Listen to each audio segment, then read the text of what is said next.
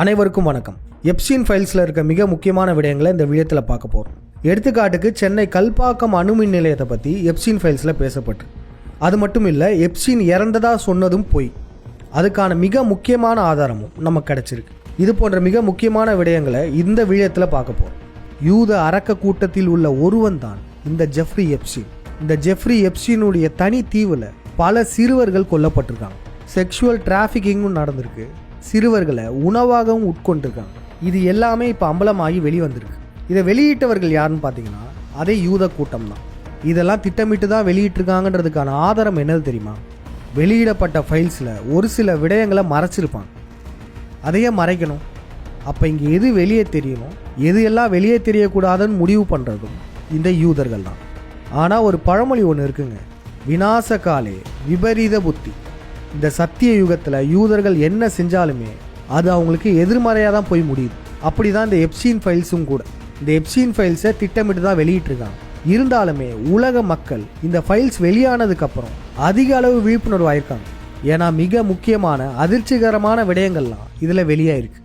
எடுத்துக்காட்டுக்கு இந்த Bill Gates 2015 pandemic பற்றி பேசியிருக்காரு.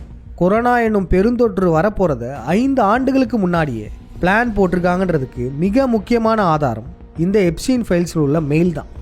பாருங்களேன், கொரோனாவெல்லாம் திட்டமிட்டு தான் பரப்புகிறாங்கன்னு நம்மலாம் பல முறை சொல்லியிருப்போம். ஆனால் சாமானிய மக்கள் இதெல்லாம் நம்ப மாட்டாங்க. நீலாம் கான்ஸ்பிரசி பேசுகிறப்பான்வாங்க. ஆனால் இந்த முறை உலகமே அதிர்ச்சி அடைஞ்சிருக்கு. அப்போ உண்மையிலேயே கொரோனா திட்டமிட்டது தான்றதுக்கு மிக முக்கியமான ஆதாரம் 5 ஆண்டுகளுக்கு முன்னாடியே ஒரு நோயை பரப்புறதை பற்றி பேசுகிறாங்கன்னா இந்த யூதர்கள் எப்படிலாம் பிளான் போடுறாங்க பாருங்க. இந்த பிண்டாரிகள் நம்ம கற்பனை பண்ணி பார்க்க முடியாத அளவுக்கான செயல்பாடுகளை செஞ்சுட்டு இருப்பாங்க. எடுத்துக்காட்டுக்கு இந்த எப்ஸ்டீன் ஃபைல்லையே மனிதர்களை குளோனிங் செய்வதை பற்றியுமே பேசியிருக்காங்க. 1950 குளோனிங் பண்ணுறதை பற்றினா ஆராய்ச்சிகள் நடந்தது. ஆனால் 2005 பார்த்தீங்கன்னா மனிதர்களை குளோனிங் செய்வதில் தடை செய்யப்பட்டது. மனிதர்களெல்லாம் குளோன் பண்ணக்கூடாது அப்படின்ற சட்டம் போட்டாங்க. அந்த சட்டம் யாருக்குன்னா பொதுமக்களுக்கு தான் தவிர இந்த யூதர்களுக்கு கிடையாது. இந்த பிண்டாரிகள் இன்றளவுமே மனிதர்களை குளோனிங் செஞ்சிட்டே தான் இருக்காங்க. அதுக்கு இந்த எப்ஸ்டீன் ஃபைல் ஒரு மிக முக்கியமான ஆதாரம். ஏன்னா இந்த ஃபைலில் குளோனிங் செய்வதை பற்றி பேசியிருக்காங்க.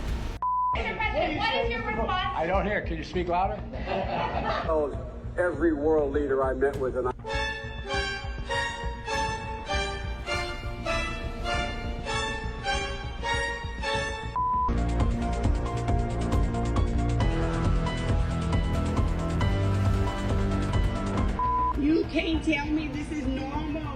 Look at his forehead. It ain't normal. Look at it.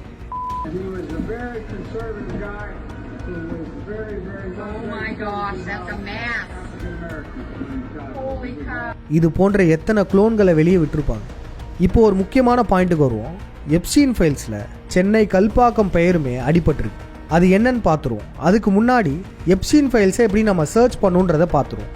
இதை நீங்கள் உங்கள் மொபைல்லேயே கூட பார்க்கலாம். ஒன்றும் இல்லை, கூகுளில் போயிட்டு எப்ஸ்டீன் ஃபைல்ஸ் பிடிஎஃப்னு போடுங்க. டிபார்ட்மெண்ட் ஆஃப் ஜஸ்டிஸ் DOJ இந்த அமெரிக்காவின் அஃபிஷியல் வெப்சைட்டை ஓப்பன் பண்ணிக்கோங்க. இந்த வெப்சைட்டில் போயிட்டு 18 years அபோவ்லாம் கொடுத்துருங்க. அதுக்கப்புறம் ஓப்பன் ஆயிரும். கொஞ்சம் கீழே ஸ்க்ரோல் பண்ணி பார்த்தீங்கன்னா எப்ஸ்டீன் ஃபைல்ஸ் சர்ச்னு இருக்கும். இதில் நீங்கள் என்ன கீவேர்ட் சர்ச் பண்ணுறீங்களோ அது சம்மந்தப்பட்ட டாக்குமெண்ட்ஸ் இருந்ததுன்னா அது நமக்கு காமிக்கும். அப்படி தான் சென்னை கல்பாக்கம்னு போட்டால் அது சார்ந்த டாக்குமெண்ட்ஸுமே காமிக்குது. அந்த டாக்குமெண்ட்டை இப்போ நம்ம ஓப்பன் பண்ணி பார்ப்போம். கல்பாக்கம் எந்த இடத்துல வந்திருக்கு பாருங்கள். தி ஹிந்து நியூஸ் பேப்பரில் உள்ள ஆர்டிக்கல். இதில் அப்படி என்ன சொல்லியிருக்காங்கன்னு பாருங்களேன். இந்தியாவுடைய அணு ஆயுதங்களை பற்றி பேசுகிறாங்க. அதில் சென்னையில் உள்ள கல்பாக்கம் அணுமின் நிலையத்தில் இந்தியாவுக்கு தேவையான அனைத்து விதமான அணு ஆயுதங்களையுமே இந்த கல்பாக்கம் அணுமின் நிலையம் பூர்த்தி செய்யும்னு போட்டிருக்காங்க. ஏங்க, இங்கே கல்பாக்கம் அணுமின் நிலையத்தை கரண்ட் எடுக்கிறதுக்கு வச்சுருக்காங்க தான் நம்ம நினைக்கிறோம். அதுதான் கிடையாது.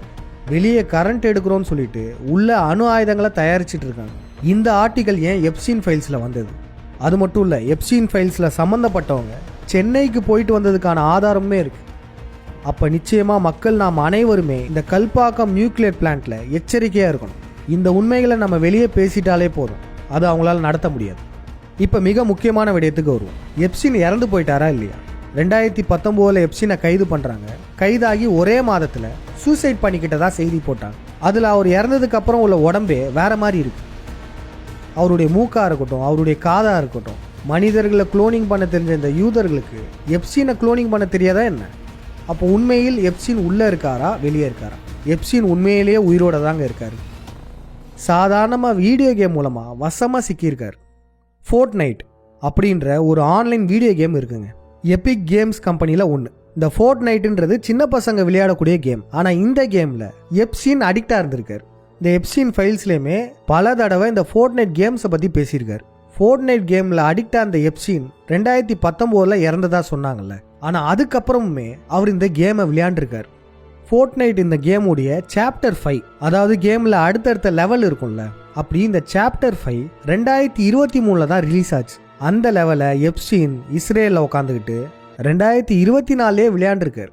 அவருடைய அக்கௌண்ட் ஸ்டேட்டஸ் ஆன்லைனில் காமிச்சிருச்சு. இந்த ஐடியா தான் யூடியூப்க்கும் பயன்படுத்தியிருக்காரு. அதே ஐடி பேரில் தான் இந்த கேமும் விளையாண்டுருக்கார். பார்த்தீங்களா, இவ்வளோ பெரிய கிரிமினல் போயும் கேம் விளையாண்டு மாட்டிக்கிட்டாரு. இதுதாங்க சத்தியுகம். ஒரு சிலர் யோசிக்கலாம், இந்த கேமில் உள்ள ஐடி உண்மையிலேயே இவருடைய ஐடி தானா, இது எப்படி கன்ஃபார்மாக நம்ம சொல்கிறது அப்படின்னு நினைக்கலாம். அதுதான் முன்னாடியே சொன்னல, இந்த யூதர்களுக்கு விநாசகாலே விபரீத புத்தி. எப்ஸ்டீன் கேம் விளையாண்டதை பற்றி ஒருத்தர் ட்விட்டரில் போட்டிருந்தார். அந்த பதிவு வந்ததுக்கப்புறம் என்ன பண்ணியிருக்காங்க தெரியுமா? அவசரமாக இந்த கேமிங் கம்பெனி அதுக்கு விளக்கம் கொடுத்துருக்காங்க.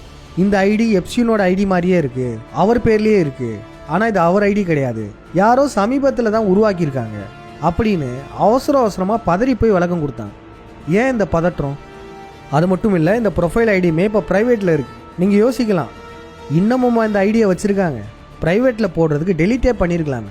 அது எப்படிங்க பண்ண முடியும்? கேமில் அத்தனை லெவல் முடிச்சிருக்காரு அவர். அந்த ஐடியை டெலீட் பண்ணால் எப்ஸ்டீனுக்கு மனசு வலிக்கும்ல, அதனால் இப்போதைக்கு அதை ப்ரைவேட்டில் போட்டிருக்காங்க. இந்த ஃபார்ட்நைட் கம்பெனியுடைய மிக முக்கியமான ஷேர் ஹோல்டர் 40% பங்கு வச்சுருக்கவங்க இந்த போனிமான்றவங்க. இந்த போனிமாவும் எப்ஸ்டீனுக்கு மிகவும் நெருக்கமானவங்க.